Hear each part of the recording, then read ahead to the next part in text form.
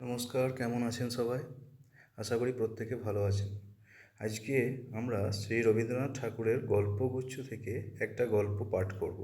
গল্পের নাম ঘাটের কথা।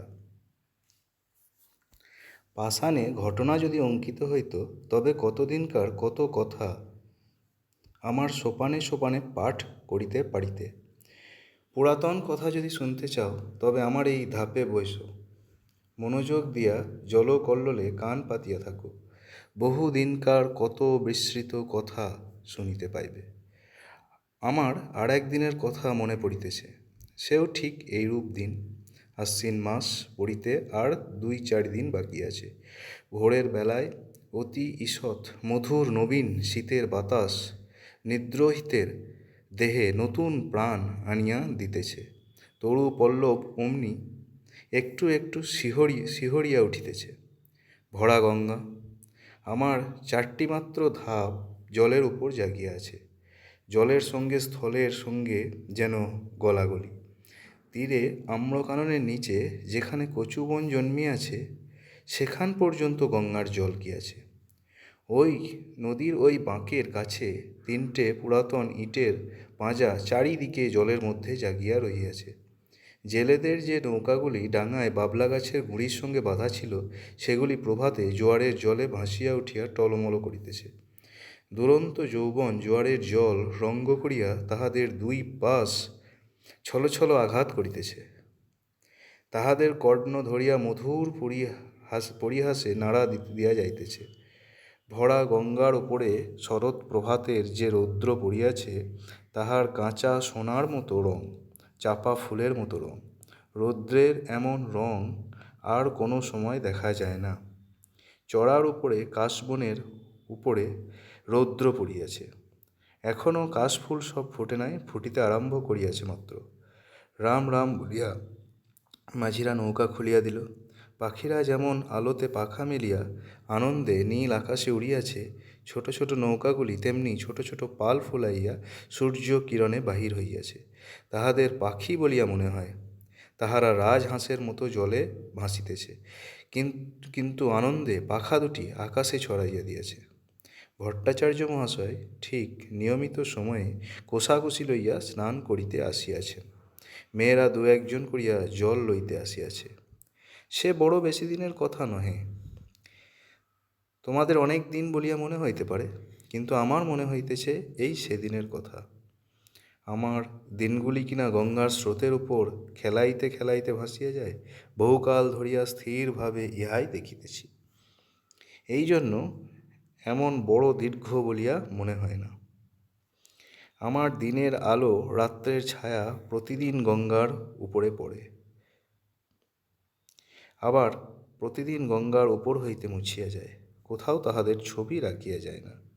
সেই জন্য যদিও আমাকে বৃদ্ধের মতো দেখিতে হইয়াছে, আমার হৃদয় চিরকাল নবীন। বহু বৎসরের স্মৃতি শৈবাল ভারে আচ্ছন্ন হইয়া আমার সূর্য কিরণ মারা পড়ে নাই। দৈবাৎ একটা ছিন্ন শৈবাল ভাসিয়া আসিয়া গায়ে লাগিয়া থাকে, আবার স্রোতে ভাসিয়া যায়। তাই বলিয়া সে কিছু নাই এমন বলিতে পারি না। যেখানে গঙ্গার স্রোত পৌঁছায় না, সেখানে আমার ছিদ্রে ছিদ্রে যে লতাগুল্ম শৈবাল জন্মিয়াছে, তাহারাই আমার পুরাতনের সাক্ষী। তাহারাই পুরাতন কালকে স্নেহ পাশে বাঁধিয়া চিরদিন শ্যামল মধুর, চিরদিন নতুন করিয়া রাখিয়াছে। গঙ্গা প্রতিদিন আমার কাছ হইতে 1-1 ধাপ সরিয়া যাইতেছে। আমিও 1-1 ধাপ করিয়া পুরাতন হইতেছি। চক্রবর্তীদের বাড়ির ওই যে বৃদ্ধা স্নান করিয়া নামাবলী গায়ে কাঁপিতে কাঁপিতে মালা জপিতে জপিতে বাড়ি ফিরিয়া যাইতেছেন, উহার মাতামহী তখন এতটুকু ছিল। আমার মনে আছে তাহার এক খেলা ছিল। সে প্রত্যহ একটা ঘৃতকুমারী পাতা গঙ্গার জলে ভাসাইয়া দিত।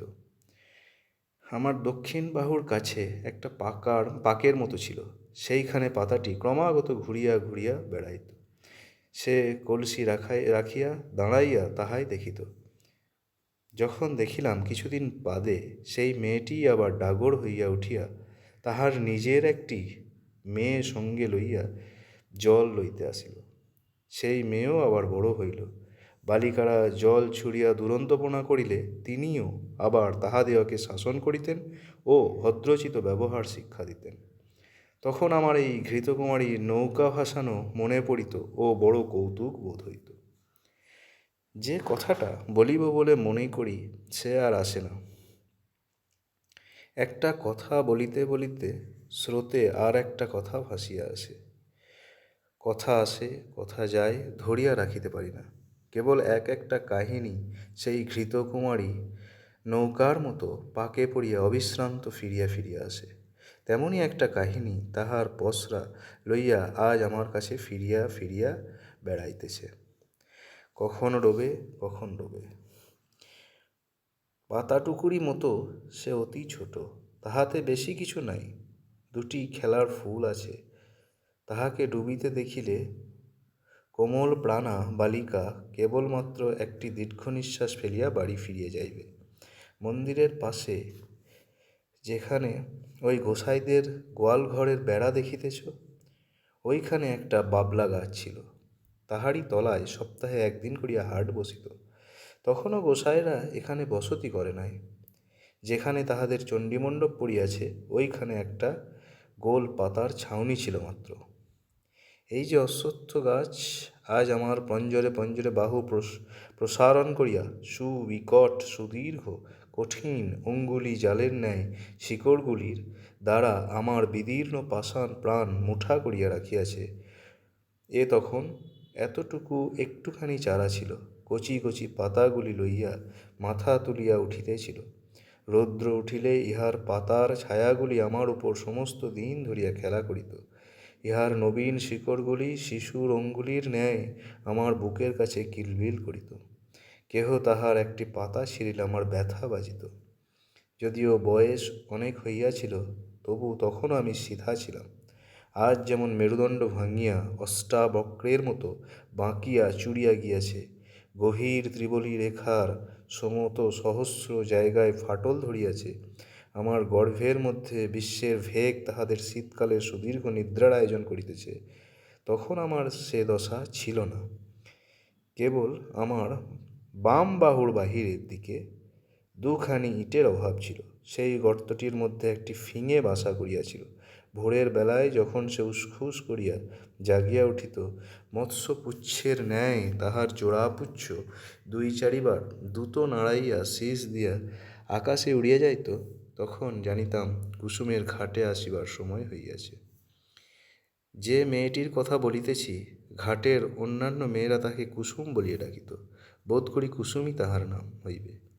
জলের উপরে যখন কুসুমের ছোট ছায়াটি পড়িত, তখন আমার সাধ হইত যে ছায়াটি যদি ধরিয়া রাখিতে পারি, সেই ছায়াটি যদি আমার পাষাণে বাঁধিয়া রাখিতে পারি। এমনি তাহার একটি মাধুরী ছিল। সে যখন আমার পাষাণের উপর পা ফেলিত এবং তাহার চারগাছি মল বাজিতে থাকিত, তখন আমার শৈবাল গুল্মগুলি যেন পুলকিত হইয়া উঠিত। কুসুম যে খুব বেশি খেলা করিত বা গল্প করিত বা হাসি তামাতা করিত তাহা নহে। তথাপি আশ্চর্য এই, তাহার যত সঙ্গিনী এমন আর কাহারও নয়। যত দুরন্ত মেয়েদের তাহাকে না চাইলে হইলে চলিত না। কেহ তাহাকে বলিত কুশি, কেহ তাহাকে বলিত খুশি, কেহ তাহাকে বলিত রাক্ষুসী। তাহার মা তাহাকে বলিত কুসমি। যখন তখন দেখিতাম কুসুম জলের ধারে বসিয়া আছে। জলের সঙ্গে তাহার হৃদয়ের সঙ্গে বিশেষ যেন কি মিল ছিল। সে জল ভারী ভালোবাসিত। কিছুদিন পরে কুসুমকে আর দেখিতে পাই না। ভুবন এবং স্বর্ণ ঘাটে আসিয়া কাঁদিত। শুনিলাম তাহাদের কুশি খুশি রাক্ষসীকে শ্বশুরবাড়ি লইয়া গিয়েছে। শুনিলাম যেখানে তাহাকে লইয়া গেছে সেখানে নাকি গঙ্গা নাই। সেখানে আবার কারা সব নতুন লোক, নতুন ঘরবাড়ি, নতুন পটঘর। জলের পদ্মটিকে কে যেন ডাঙায় রোপণ করিয়া লইয়া গেল। ক্রমে কুসুমের কথা একরকম ভুলিয়া গেছি। 1 বৎসর হইয়া গেছে। ঘাটের মেয়েরা কুসুমের গল্প বড় করে না। একদিন সন্ধ্যার সময়ে বহু কালের পরিচিত পায়ের স্পর্শে সহসা যেন চমক লাগিল। মনে হইল যেন কুসুমের পা, তাহাই বটে। কিন্তু সে পায়ে আর মল বাজিতেছে না। সে পায়ের সে সঙ্গীত নাই। কুসুমের পায়ের স্পর্শ ও মলের শব্দ চিরকাল একত্র অনুভব করিয়া আসিতেছি। আজ সহসা সেই মলের শব্দটি না শুনিতে পাইয়া সন্ধেবেলাকার জলের কল্লোল কেমন বিষণ্ণ শুনিতে লাগিল। আম্র বনের মধ্যে পাতা ঝরঝর করিয়া বাতাস কেমন হা হা করিয়া উঠিল। কুসুম বিধবা হইয়াছে। শুনিলাম তাহার স্বামী বিদেশে চাকরি করিত। দু একদিন ছাড়া স্বামীর সহিত সাক্ষাৎই হয় নাই। পত্রযোগে বৈধব্যের সংবাদ পাইয়া 8 বৎসর বয়সে মাথার সিঁদুর মুছিয়া গায়ের গয়না ফেলিয়া আবার তাহার দেশে সেই গঙ্গার ধারে ফিরিয়া আসিয়াছে। কিন্তু তাহার সঙ্গিনীদের বড় কেউ নেই। ভুবন স্বর্ণ আমলা শ্বশুরঘর করিতে গিয়েছে। কেবল শরৎ আছে, কিন্তু শুনিতেছি অগ্রহায়ণ মাসে তাহারও বিবাহ হইয়া যাইবে। কুসুম নিতান্ত একলা পড়িয়াছে। কিন্তু সে যখন দুটি হাঁটুর উপরে মাথা রাখিয়া চুপ করিয়া আমার ধাপে বসিয়া থাকিত, তখন আমার মনে হইত যেন নদীর ঢেউগুলি সবাই মিলিয়া হাত তুলিয়া তাহাকে কুশি খুশি রাক্ষসী বলিয়া ডাকাডাকি করিত। বর্ষার আরম্ভে গঙ্গা যেমন প্রতিদিন দেখিতে দেখিতে ভরিয়া ওঠে, কুসুম তেমনি দেখিতে দেখিতে প্রতিদিন সৌন্দর্যে যৌবনে ভরিয়া উঠিতে লাগিল। কিন্তু তাহার মলিন বসন, করুণ মুখ, শান্ত স্বভাবে তাহার যৌবনের উপর এমন একটি ছায়াময় আবরণ রচনা করিয়া দিয়াছিল যে সে যৌবন, সে বিকশিত রূপ সাধারণের চোখে পড়িত না। কুসুম যে বড় হইয়াছে এ যেন কেহ দেখিতে পাইত না। আমি তো পাইতাম না। আমি কুসুমকে সেই বালিকাটির চেয়ে বড় কখনো দেখি নাই। তাহার মল ছিল না বটে, কিন্তু সে যখন চলিত আমি সেই মলের শব্দ পাইতাম। এমনি করিয়া 10 বৎসর কাটিয়া গেল। গাঁয়ের লোকেরা কেহ যেন জানিতেই পারিল না। এই আজ যেমন দেখিতেছ, সেই বৎসর ভাদ্র মাসের শেষাশেষি এমন এক দিন আসিয়াছিল, তোমাদের প্রপিতামহীরা সেদিন সকালে উঠিয়া এমনিতর মধুর সূর্যের আলো দেখিতে পাইয়াছিলেন। তাহারা যখন এতখানি ঘোমটা টানিয়া কলসি তুলিয়া লইয়া আমার উপরে প্রভাতের আলো আরও আলোময় করিবার জন্য গাছপালার মধ্য দিয়া গ্রামের উঁচু নিচু রাস্তার উপর দিয়ে গল্প করিতে করিতে চলিয়া আসিতেন, তখন তোমাদের সম্ভাবনাও তাহাদের মনের এক স্পর্শে উদিত হইত না। তোমরা যেমন ঠিক মনে করিতে পারো না, তোমাদের দিদিমারাও সত্য সত্যই একদিন খেলা করিয়া বেড়াইতেন। আজিকার দিন যেমন সত্য, যেমন জীবন্ত, সেদিনও ঠিক তেমনই সত্য ছিল। তোমাদের মতো তরুণ হৃদয়খানি লইয়া সুখে দুঃখে তাহারা তোমাদেরই মতো টলমল করিয়া তুলিয়াছেন। তেমনি আজকার এই শরতের দিন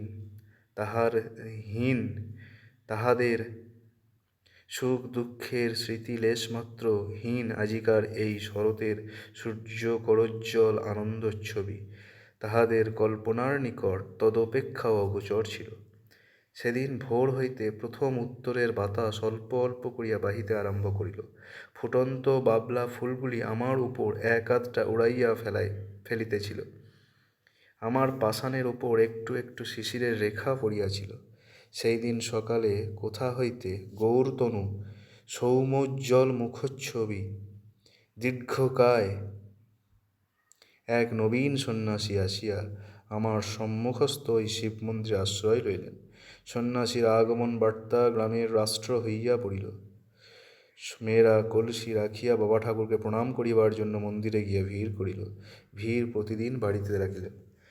একে সন্ন্যাসী, তাহাতে অনুপম রূপ, তাহাতে তিনি কাহাকেও অবহেলা করিতেন না।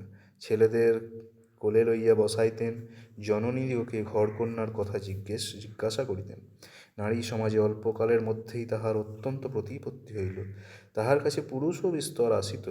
কোনোদিন ভগবত পাঠ করিতেন, কোনোদিন ভগবত গীতার ব্যাখ্যা করিতেন, কোনোদিন মন্দিরে বসিয়া নানা শাস্ত্র লইয়া আন্দোলন করিতেন। তাহার নিকটে কেহ উপদেশ লইতে আসিত, কেহ মন্ত্র লইতে আসিত, কেহ রোগের ঔষধ জানিতে আসিত। মেয়েরা ঘাটে আসিয়া বলা বলি করিত, আহা কি রূপ! মনে হয় যেন মহাদেব সশরীরে তাহার মন্দিরে আসিয়া অধিষ্ঠায়িত হইয়াছেন। যখন সন্ন্যাসী প্রতিদিন প্রত্যুষে সূর্যোদয়ের পূর্বে শুক তারাকে সম্মুখে রাখিয়া গঙ্গার জলে নিমগ্ন হইয়া ধীর ও গম্ভীর স্বরে সন্ধ্যা বন্দনা করিতেন, তখন আমি জলের কল্লোল শুনিতে পাইতাম না। তাহার এই কণ্ঠস্বর শুনিতে শুনিতে প্রতিদিন গঙ্গার পূর্ব উপকূলের আকাশ রক্তবর্ণ হইয়া উঠিত। মেঘের ধারে ধারে অরুণ রঙের রেখা পড়িত। অন্ধকার যেন বিকশোন্মুখ কুঁড়ির আবরণপুটের মতো ফাটিয়া চারিদিকে নামিয়া পড়িত ও আকাশ সরোবরে উষা কুসুমের লাল আভা অল্প অল্প করিয়া বাহির হইয়া আসিত।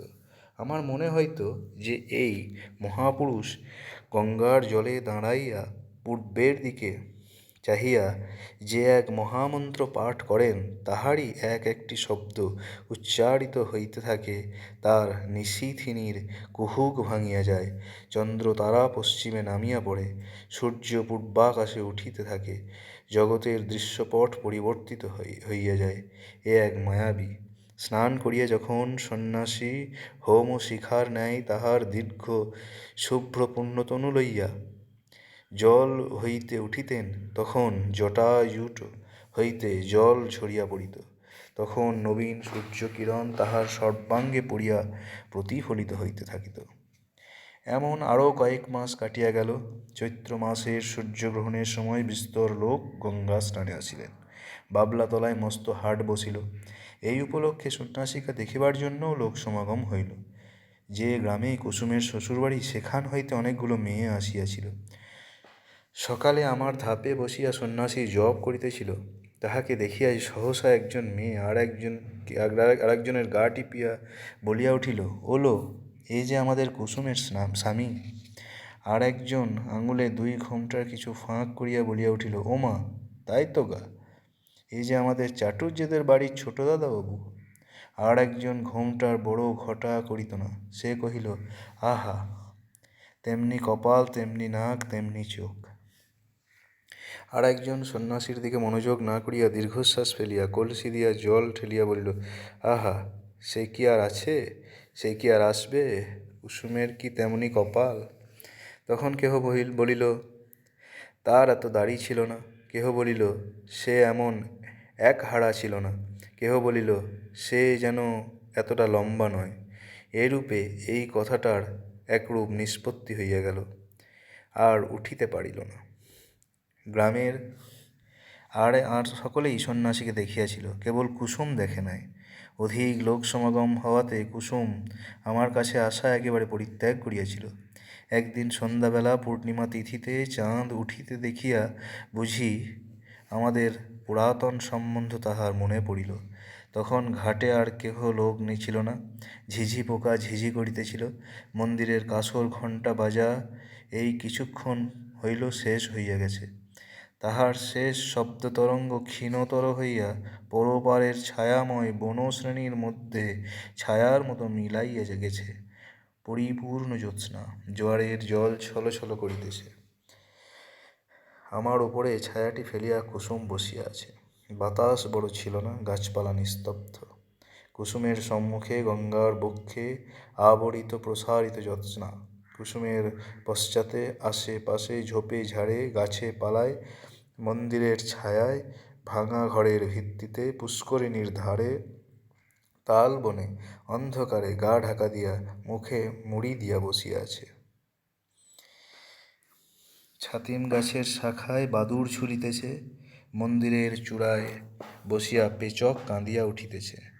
লোকালয়ে কাছে শৃগালের উচ্চ চিৎকার ধ্বনি উঠিল ও থামিয়া গেল। সন্ন্যাসী ধীরে ধীরে মন্দিরের ভিতর হইতে বাহিরে আসিলেন।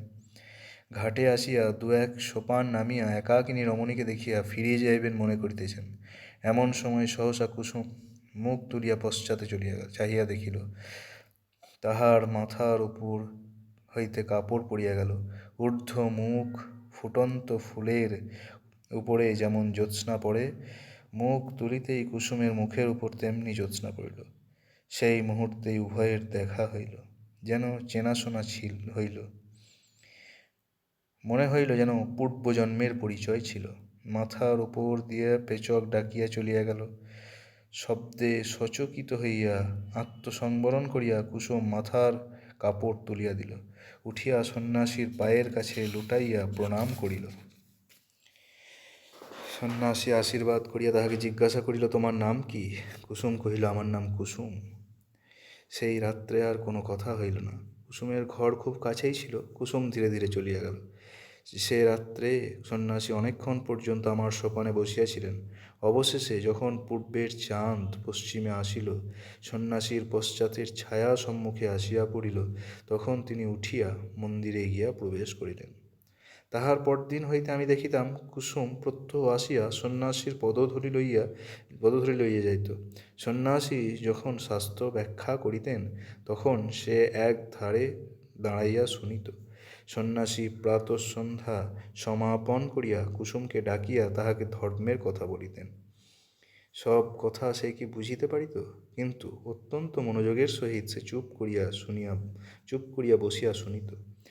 সন্ন্যাসী তাহাকে যেমন উপদেশ করিতেন, সে অবিকল তাহাই পালন করিত। প্রত্যহ সে মন্দিরের কাজ করিত, দেব সেবায় আলস্য করিত না। পূজার ফুল তুলিত, গঙ্গা হইতে জল তুলিয়া মন্দির ধৌত করিত। সন্ন্যাসী তাহাকে যে সকল কথা বলিয়া দিতেন, আমার সোপানে বসিয়া সে তাহাই ভাবিত। ধীরে ধীরে তাহার যেন দৃষ্টি প্রসারিত হইয়া গেল, হৃদয় উদ্ঘাটিত হইয়া গেল। সে যাহা দেখে নাই তাহা দেখিতে লাগিল, যাহা শোনে নাই তাহা শুনিতে লাগিল। তাহার প্রশান্ত মুখে যে একটি ম্লান ছায়া ছিল, তাহা দূর হইয়া গেল। সে যখন ভক্তি ভরে প্রভাতে সন্ন্যাসীর পায়ের কাছে লুটাইয়া পড়িত, তখন তাহাকে দেবতার নিকট উৎসর্গকৃত শিশির ধরিত পূজার ফুলের মতো দেখাইত। একটি সুবিমল প্রফুল্লতা তাহার সর্ব শরীরে আলো করিয়া তুলিত। শীতকালের এই অবসান সময়ে শীতের বাতাস বয়। আবার একদিন সন্ধ্যাবেলায় সহসা দক্ষিণ হইতে বসন্তের বাতাস দিতে থাকে। আকাশে হিমের ভাব একেবারে দূর হইয়া যায়। অনেক দিন পরে গ্রামের মধ্যে বাঁশি বাজিয়া ওঠে, গানের শব্দ শুনিতে পাওয়া যায়। মাঝিরা স্রোতে নৌকা ভাসাইয়া দাঁড় বন্ধ করিয়া শ্যামের গান গাইতে থাকে। শাখা হইতে শাখান্তরে পাখিরা সহসা পরম উল্লাসে উত্তর প্রত্যুত্তর করিতে আরম্ভ করে। সময়টা এইরূপ আসিয়াছে। বসন্তের বাতাস লাগিয়া আমার প্রাসান হৃদয়ের মধ্যে অল্প অল্প যেন যৌবনের সঞ্চার হইতেছে। আমার প্রাণের ভিতরকার সেই নব যৌবনোচ্ছ্বাস আকর্ষণ করিয়াই যেন আমার লতাগুল্মগুলি দেখিতে দেখিতে ফুলে ফুলে একেবারে বিকশিত হইয়া উঠিতেছে। এ সময় কুসুমকে আর দেখিতে পায় না। কিছুদিন হইতে সে আর মন্দিরেও আসে না, ঘাটেও আসে না। সন্ন্যাসীর কাছে তাহাকে আর দেখা যায় না। ইতিমধ্যে কি হইল আমি কিছুই জানিতে পারি না। কিছুকাল পরে একদিন সন্ধ্যাবেলায় আমারই সোপানে সন্ন্যাসীর সহিত কুসুমের সাক্ষাৎ হইল। কুসুম মুখ নত করিয়া কহিল, প্রভু, আমাকে কি ডাকিয়া পাঠাইছেন? হ্যাঁ, তোমাকে দেখিতে পাই না কেন? আজকাল দেব সেবায় তোমার এত অবহেলা কেন? কুসুম চুপ করিয়া রইল। আমার কাছে তোমার মনের কথা প্রকাশ করিয়া বলো। কুসুম ঈষৎ মুখ ফিরাইয়া কহিল, প্রভু, আমি পাপীয়সী, সেই জন্য এই অবহেলা। সন্ন্যাসী অত্যন্ত স্নেহপূর্ণ স্বরে বলিলেন, কুসুম, তোমার হৃদয়ে অশান্তি উপস্থিত হইয়াছে, আমি তাহা বুঝিতে পারিয়াছি। কুসুম যেন চমকিয়া উঠিল। সে হয়তো মনে করিল সন্ন্যাসী কতটা না জানি বুঝিয়াছেন। তাহার চোখ অল্প অল্প জলে ভরিয়া উঠিল। সে সেইখানে বসিয়া পড়িল, মুখে আঁচল ঢাকিয়া সোপানে সন্ন্যাসীর পায়ের কাছে বসিয়া কাঁদিতে লাগিল। সন্ন্যাসী কিছু দূরে সরিয়া গিয়া কহিলেন, তোমার অশান্তির কথা আমাকে সমস্ত ব্যক্ত করিয়া বলো, আমি তোমাকে শান্তির পথ দেখাইয়া দিব। কুসুম অটল ভক্তির স্বরে কহিল, কিন্তু মাঝে মাঝে থামিল, মাঝে মাঝে কথা বাঁধিয়া গেল। আপনি আদেশ করেন তো অবশ্য বলিব, তবে আমি ভালো করিয়া বলিতে পারিব না। কিন্তু আপনি বোধ করি মনে মনে সকলই জানিতেছেন, প্রভু, আমি একজনকে দেবতার মতো ভক্তি করিতাম, আমি তাহাকে পূজা করিতাম। সেই আনন্দ আমার হৃদয়ে পরিপূর্ণ হইয়াছিল। কিন্তু একদিন রাতে স্বপ্ন দেখিলাম যেন তিনি আমার হৃদয়ের স্বামী। কোথায় যেন একটি বকুল বনে বসিয়া তাহার বাম হস্তে আমার দক্ষিণ হস্ত লইয়া আমাকে তিনি প্রেমের কথা বলিতেছেন। এ ঘটনা আমার কিছুই অসম্ভব, কিছুই আশ্চর্য মনে হইল না। স্বপ্ন ভাঙিয়া গেল, তবু স্বপ্নের ঘোর ভাঙিল না। তাহার পরদিন যখন তাহাকে দেখিলাম, আর পূর্বের মতো দেখিলাম না। মনে সেই স্বপ্নের ছবি উদয় হইতে লাগিল। ভয়ে দূরে পালাইলাম, কিন্তু সে ছবি আমার সঙ্গে সঙ্গে রহিল। সেই অবধি আমার হৃদয়ের অশান্তি আর দূর হয় না। আমার সমস্ত অন্ধকার হইয়া গেছে। যখন কুসুম অশ্রু মুছিয়া মুছিয়া এই কথাগুলি বলিতেছিল, তখন আমি অনুভব করিতেছিলাম সন্ন্যাসী সবলে তাহার দক্ষিণ পদতল দিয়া আমার পাষাণ চাপিয়াছিলেন। কুসুমের কথা শেষ হইলে সন্ন্যাসী কহিলেন, যাহাকে স্বপ্নে দেখিয়াছ সে কে বলিতে হইবে। কুসুম জোর হাতে কহিল, তাহা বলিতে পারিব না। সন্ন্যাসী কহিলেন, তোমার মঙ্গলের জন্য জিজ্ঞাসা করিতেছি, সে কে স্পষ্ট করিয়া বলো। কুসুম সবলে নিজের কোমল হাত দুটি পীড়ন করিয়া হাত জোর করিয়া বলিল, নিতান্ত সে কি বলিতেই হইবে? সন্ন্যাসী বলিল, হ্যাঁ, বলিতেই হইবে। কুসুম তৎক্ষণাৎ বলিয়া উঠিল, প্রভু, সে তুমি। যেমনি তাহার নিজের কথা নিজের কানে গিয়া পৌঁছল, অমনি সে মূর্ছিত হইয়া আমার কঠিন কোলে ভাঙিয়া পড়িল। সন্ন্যাসী প্রস্তরের মূর্তির মতো দাঁড়াইয়া রহিলেন। যখন মূর্ছা ভাঙিয়া কুসুম উঠিয়া বসিল, তখন সন্ন্যাসী ধীরে ধীরে কহিলেন, তুমি আমার সকল কথাই পালন করিয়াছ, আর একটি কথা বলিব, পালন করিতে হইবে। আমি আজই এখান হইতে চলিলাম। আমার সঙ্গে তোমার দেখা না হয়, আমাকে তোমার ভুলিতে হইবে। বলো, এই সাধনা করিবে? কুসুম উঠিয়া দাঁড়াইয়া সন্ন্যাসীর মুখের পানে ধীর স্বরে বলিল, প্রভু, তাহাই হইবে। সন্ন্যাসী কহিলেন, তবে আমি চলিলাম। কুসুম আর কিছু না বলিয়া তাহাকে প্রণাম করিল, তাহার পায়ের ধুলা মাথায় তুলিয়া লইল। সন্ন্যাসী চলিয়া গেল। কুসুম কহিল, তিনি আদেশ করিয়া গিয়াছেন, তাহাকে ভুলিতে হইবে, বলিয়া ধীরে ধীরে গঙ্গার জলে নামিল। এতটুকু বেলা হইতে যে এই জলের ধারে কাটাইয়াছে, শান্তির সময় এই জল যদি হাত বাড়াইয়া তাহাকে কোলে করিয়া না লইবে, তবে আর কে লইবে? চাঁদ অস্ত গেল, রাত্রি ঘোর অন্ধকার হইল। জলের শব্দ শুনিতে পাইলাম, আর কিছু বুঝিতে পারিলাম না। অন্ধকারে বাতাস হু হু করিতে লাগিল। পাছে তিল মাত্র কিছু দেখা যায় বলিয়া সে যে ফু দিয়া আকাশের তারাগুলিকে নিবাইয়া দিতে চায়। আমার কোলে যে খেলা করিত, সে আজ তাহার খেলা সমাপন করিয়া আমার কোল হইতে কোথায় সরিয়া গেল জানি।